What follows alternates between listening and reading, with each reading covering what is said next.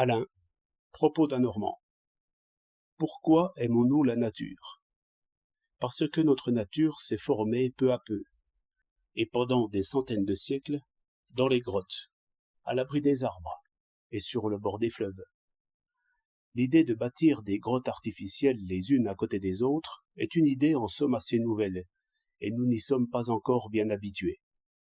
Au reste, il y a peu de citadins qui soient petits-fils de citadins. Presque toujours, sans remonter au-delà des grands-parents, on trouve des paysans. Donc nous sommes tous à la ville un peu comme des exilés. Un des signes qui exprime le mieux cela, ce sont les ornements que nous dessinons ou collons sur nos murs.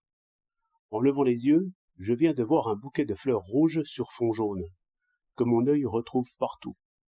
Il est évident que les ornements de ce genre sont pour me rappeler la nature, et me faire oublier les tristes murs de ma grotte artificielle. Seulement, mon tapissier n'a pas bien imité la nature. Le fond d'un paysage naturel, ce n'est pas le jaune. Le rouge y est encore plus rare que le jaune.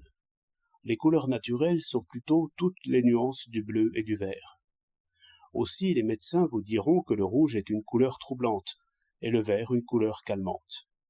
Et je ne vois pas pourquoi, au lieu de faire des leçons d'histoire de l'art aux futurs tapissiers, on ne leur apprendrait pas les vertus des couleurs. Ainsi, ils sauraient que le rouge convient tout au plus pour un cabinet de travail, qu'il faut l'employer avec prudence pour orner un cabinet d'affaires, si l'on ne veut pas que les délibérations tournent en discussion. Le jaune sera tout à fait à sa place dans un salon qui est un lieu où l'on doit briller et inventer, mais sans s'irriter. J'en dirai autant de la salle à manger. Partout ailleurs, si vous cherchez la sérénité, la somnolence paisible ou le profond sommeil, n'ayez que du bleu et du vert, et de tranquilles feuillages.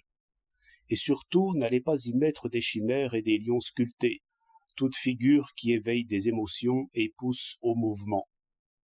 C'est ainsi que la science devrait éclairer le goût, car notre goût est tellement cultivé que nous ne savons plus ce qui nous plaît. 15 août 1907.